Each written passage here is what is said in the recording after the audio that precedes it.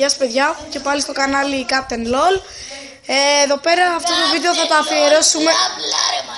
το αφιερώσουμε σε έναν φίλο μου.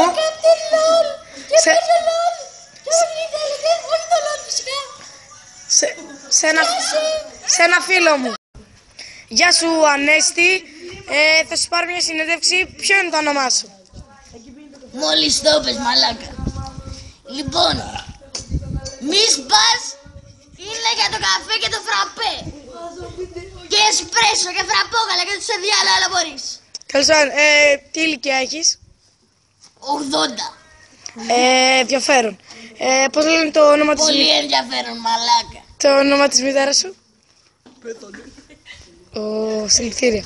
Του πατέρα σου?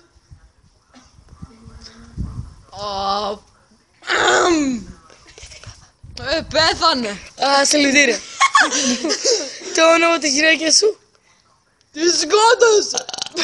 Ναι μαλάκα, είχε κάτι βυζιά σε τουαλόγου. Συλληπιτήρια. Το όνομα της κόρης σου? Τι ρε μαλάκα, μπράβο έπρεπε να λες. Κάτι μαλάκα βυζιά κρέματα μέχρι το έδαφος μαλάκα και τα έστερνε. Τέλος πάντων, βλέπουμε εδώ τον ηλίθιο και τον πανηλίθιο. Μαλάκα πρέπει να προσθέσω κάτι. Πες. Όπως είπα και το προηγούμενο βίντεο, λέγαμε πριν στα αρχιδιών. Στα αρχίδια μου. Έτσι και δεν παίζω κανένα παιχνίδι, θα σε γαμίσω. Αυτά. Γεια σου. Τι κόρη του ρωτάνε, τι κόρη του. Κόρη Κόρη σου του. πέθανε. Όχι, τη γάμασε. Τη κόρη μου τη σκότωσα.